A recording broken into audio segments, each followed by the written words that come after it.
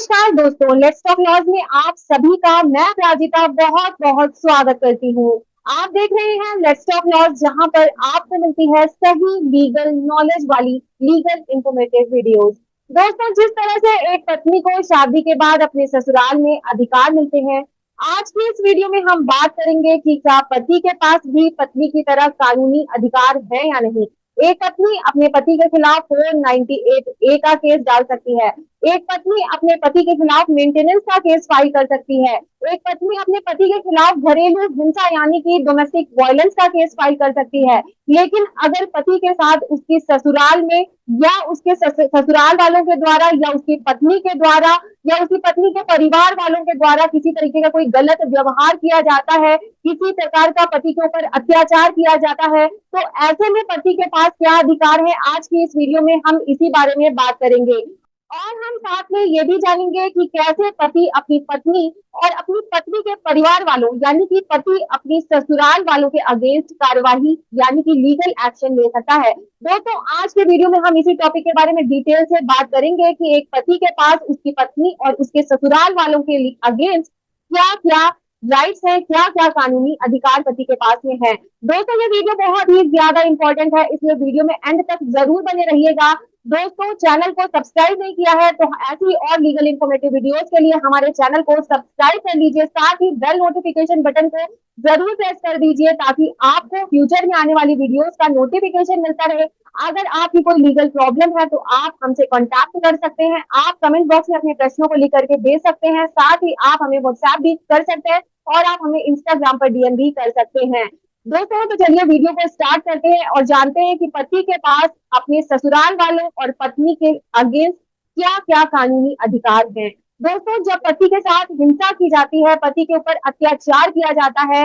जब शादी के बाद में पत्नी के द्वारा या पत्नी के परिवार वालों के द्वारा पति के साथ किसी प्रकार की मारपीट की जाती है, पति की इंसल्ट की जाती है या पति के ऊपर में अत्याचार किया जाता है, तो ऐसी स्थिति में पति पुलिस की मदद ले सकते हैं। ऐसे में पति के पास में 498A जैसा या डोमेस्टिक वायलेंस जैसा कोई कानून तो नहीं है, लेकिन हमारे आईपीसी यानी कि इंडियन पेनल कोड में सभी ऑफेंसेस दिए गए हैं, जिनकी डेफिनेशन दी गई है और उनकी सजा भी दी गई है। अगर पति के साथ किसी भी तरीके की मारपीट या फिर हिंसा की जाती है तो पति आईपीसी के तहत अपनी पत्नी या उसके परिवार वालों के खिलाफ क्रिमिनल कंप्लेंट फाइल कर सकता है और एफआईआर दर्ज करवा सकता है। ऐसे में दोस्तों, पति नजदीकी पुलिस स्टेशन में जाकर के क्रिमिनल कंप्लेंट को फाइल कर सकता है और अगर इमरजेंसी है तो पति 100 नंबर को डायल करके पुलिस को इमीडिएट बुला भी सकता है। अगर पुलिस पति की कंप्लेंट पर किसी प्रकार की कोई कार्यवाही नहीं करती है इन केस, तो पति डायरेक्टली मजिस्ट्रेट के सामने प्राइवेट कंप्लेंट भी फाइल कर सकता है। दोस्तों, शादी के बाद में जो दूसरा राइट पति को मिलता है वो ये है कि पति के द्वारा खुद बनाई गई संपत्ति यानी कि प्रॉपर्टी के ऊपर पति का पूरा पूरा अधिकार रहता है। दोस्तों, कई बार शादी के बाद में वाइफ जो है, वाइफ के द्वारा या फिर वाइफ की फैमिली के द्वारा पति के ऊपर में कई बार ऐसा प्रेशर क्रिएट किया जाता है, ऐसा प्रेशर बनाया जाता है कि पति अपनी प्रॉपर्टी अपनी वाइफ के नाम कर दे, क्योंकि दोनों अब पति पत्नी है और पति को कई बार मिसगाइड भी किया जाता है कि शादी के बाद में पति की प्रॉपर्टी का 50% जो है वो वाइफ का भी उसमें राइट है। लेकिन कानून दोस्तों ये कहता है कि अगर प्रॉपर्टी पति के द्वारा खुद बनाई गई है, पति ने प्रॉपर्टी को खुद परचेज किया है, तो ऐसे में उस प्रॉपर्टी के ऊपर केवल और केवल पति का ही अधिकार होगा। ऐसी प्रॉपर्टी पर ना तो वाइफ का कोई राइट होगा और ना ही बच्चों का अधिकार होगा। पति जैसे चाहे उस प्रॉपर्टी को दे सकता है और अगर उसने किसी को नहीं देना चाहता, अगर मान लीजिए पति, तो किसी ट्रस्ट को भी हस्बैंड जो है पति हैंड ओवर ऐसी प्रॉपर्टी को कर सकता है। दोस्तों, तीसरा अधिकार जो पति को शादी के बाद में मिलता है वो ये है कि शादी के बाद में वाइफ के द्वारा पति को बात बात पर अगर जलील किया जाता है, पत्नी अपने पत्नी धर्म को नहीं निभाती हैं, पति को अपने परिवार वालों से मिलने से रोकती है या फिर परिवार वालों से अलग करने की कोशिश करती है, तो पति के ऊपर अगर पत्नी बेवजह मान लीजिए शक करती है, पति के लिए पत्नी खाना नहीं बनाती है, यानी कि अगर पत्नी के द्वारा पति को मानसिक तौर पर और शारीरिक तौर पर जो है वो परेशान किया जा रहा है, पति को पत्नी के द्वारा मानसिक और शारीरिक तौर पर नुकसान पहुंचाया जा रहा है, हानि पहुंचाई जा रही है, पति पर अत्याचार किया जा रहा है वाइफ के द्वारा, तो पति इन ग्राउंड्स के बेसिस पर पत्नी से तलाक भी ले सकता है और ऐसे में पति को तलाक का केस फाइल करने के लिए अपनी पत्नी की सहमति की भी किसी भी तरह की कोई भी जरूरत नहीं होती है। ये भी पति का एक अधिकार है। दोस्तों, अपनी डाइवोर्स पिटीशन में पति को अपने ऊपर किए गए अत्याचार, मेंटल क्रूएलिटी, फिजिकल क्रूएलिटी का पूरा पूरा डिटेल देना होता है विद एविडेंस और अपनी पिटीशन को फाइल करना होता है। दोस्तों, पति के पास जो चौथा अधिकार होता है वो होता है मेंटेनेंस का अधिकार। दोस्तों, जिस तरह से एक पत्नी जिसके पास में अपने आप को मेंटेन करने का कोई भी साधन नहीं है, वो अपने पति से मेंटेनेंस क्लेम कर सकती है, ठीक इसी तरीके से पति जिसके पास अपने आप को मेंटेन करने के लिए कोई साधन नहीं है, पति के पास अगर कोई सोर्सेज नहीं है, तो ऐसा पति हिंदू मैरिज एक्ट के सेक्शन 24 के तहत पत्नी से मेंटेनेंस मांगने का अधिकार रखता है और ऐसी स्थिति में पति को और पत्नी को अपनी इनकम, असेट्स और लायबिलिटी का एफिडेविट कोर्ट में सबमिट करना होता है, जिसके बाद में कोर्ट पति के मेंटेनेंस को या तो अलाउ करती है या तो डिसमिस करती है। दोस्तों, अगला अधिकार जो पति को शादी के बाद में मिलता है वो ये है कि बच्चे की कस्टडी का अधिकार, क्योंकि दोस्तों एक पति का भी बच्चे की कस्टडी पर बराबरी का अधिकार माना जाता है और अगर कंटेस्टेड डाइवोर्स है और पत्नी बच्चे की कस्टडी अगर मान लीजिए नहीं देना चाहती है, तो ऐसी स्थिति में पति को कोर्ट को पति ये बता सकते हैं कि किस तरह से पत्नी बच्चों का ख्याल नहीं रख रही है और बच्चे का वेलफेयर केवल और केवल पति के पास है। यदि म्यूचुअल डाइवोर्स है तो वहां पर भी पति बच्चों की कस्टडी के लिए टर्म्स एंड कंडीशंस लिखवा सकता है और बच्चों की कस्टडी या बच्चों का विजिटेशन राइट क्लेम कर सकता है। दोस्तों, अगर बच्चा बहुत छोटा है तभी कोर्ट बच्चे की देखभाल के लिए कस्टडी माँ को हैंड ओवर करती है, लेकिन अगर माँ किसी कारण से बच्चे को संभालने में सक्षम नहीं है तो कोर्ट अपने फैसले में बदलाव भी कर सकती है। बच्चे की कस्टडी पिता को भी कोर्ट सौंप सकती है। दोस्तों, कई बार ये सवाल उठाया जाता है कि क्या पति के पास घरेलू हिंसा के कानून के तहत कोई भी अधिकार है। दोस्तों, यहाँ पर मैं आपको क्लियर कर दूं कि पति के पास घरेलू हिंसा यानी कि डोमेस्टिक वायलेंस एक्ट जैसा कोई कानून नहीं है। वो केवल और केवल पत्नियों के लिए बनाया गया है, महिलाओं के लिए बनाया गया है। लेकिन जैसा कि मैंने आपको बताया कि अगर पति के ऊपर किसी भी तरीके की कोई हिंसा की जाती है, उसके साथ किसी तरह की मारपीट की जाती है, तो वो आईपीसी का सहारा ले करके इस चीज के अगेंस्ट एक्शन ले सकता है।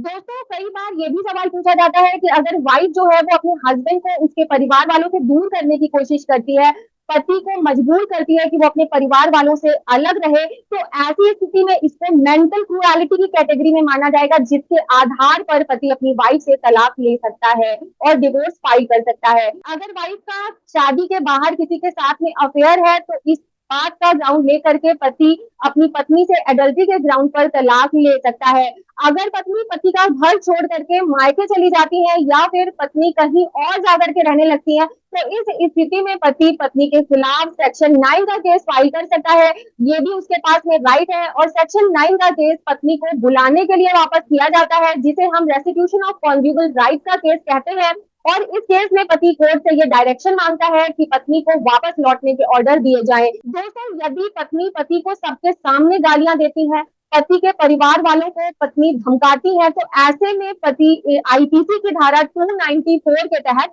केस फाइल कर सकता है। यदि इन सब में पत्नी के परिवार वाले भी अगर पत्नी के साथ में शामिल हैं, मिले हुए हैं, तो इस धारा के साथ साथ 120 भी लगाई जा सकती है। दोस्तों, अगर पत्नी ने पति के अगेंस्ट झूठा घरेलू हिंसा का केस कर दिया है या झूठा 498A का केस कर दिया है, तो ऐसे में पति जो है वो पति इस केस को खत्म करवाने के लिए, डिसमिस करवाने के लिए एक क्वैशिंग पिटीशन भी फाइल कर सकता है या फिर कंसर्न कोर्ट में डिस्चार्ज एप्लीकेशन भी फाइल की जा सकती है। दोस्तों, ये सभी आधार हिंदू मैरिज एक्ट के सेक्शन 13 में दिए गए हैं, जिसमें एडल्ट्री का ग्राउंड है, जहां पर पत्नी शादी के बाहर जाकर किसी अन्य व्यक्ति के साथ में रिलेशनशिप मेंटेन करती है, तो ये क्रूएलिटी का ग्राउंड है। दोस्तों, जहां पर पत्नी पति के साथ में फिजिकल क्रूएलिटी यानी कि मेंटल क्रूएलिटी या फिजिकल क्रूएलिटी करती है, यदि पत्नी अपना धर्म परिवर्तन कर लेती है या फिर पत्नी को किसी तरीके की मेंटल डिसऑर्डर हो जाता है या पत्नी को कुछ रोग हो जाता है, तो पत्नी से तलाक लिया जा सकता है।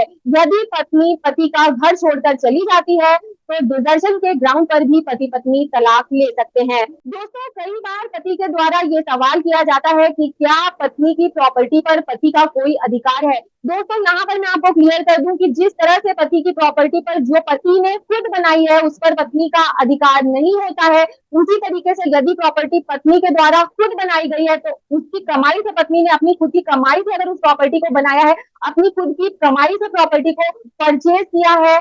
या कंस्ट्रक्शन कराया है, तो उस प्रॉपर्टी पर पति का किसी भी तरीके का कोई भी अधिकार नहीं होगा। अगर कोई अधिकार बनेगा तो वो पत्नी की मृत्यु के बाद बनेगा और वो हिंदू सक्सेशन एक्ट के तहत अधिकार दिया जाएगा। तो दोस्तों, ये थे कुछ अधिकार जो एक पति को शादी के बाद में अपनी पत्नी के अगेंस्ट या अपने ससुराल वालों के अगेंस्ट मिलते हैं। हालांकि एक पत्नी को इससे कहीं ज्यादा अधिकार मिलते हैं क्योंकि पत्नी के लिए कुछ स्पेशल लॉज भी बनाए गए हैं, लेकिन पति के पास भी कुछ अधिकार है जिससे वो अपना बचाव कर सकते हैं और अपनी पत्नी और अपने ससुराल वालों के अगेंस्ट कार्यवाही कर सकते हैं। तो दोस्तों, ये थी आज की वीडियो। उम्मीद करती हूँ कि आपको ये वीडियो पसंद आई होगी। अगर वीडियो पसंद आई हो तो इस वीडियो को लाइक कीजिएगा। साथ ही कोई प्रश्न हो तो कमेंट बॉक्स में प्रश्नों को जरूर लिखिएगा। साथ ही इस वीडियो को शेयर कीजिएगा और चैनल को सब्सक्राइब करके जाइएगा ताकि ऐसी ही और लीगल इंफॉर्मेटिव वीडियोस आने वाले समय में आप तक पहुंच सके। फिर मिलती हूँ नई वीडियो के साथ। Till then, bye bye.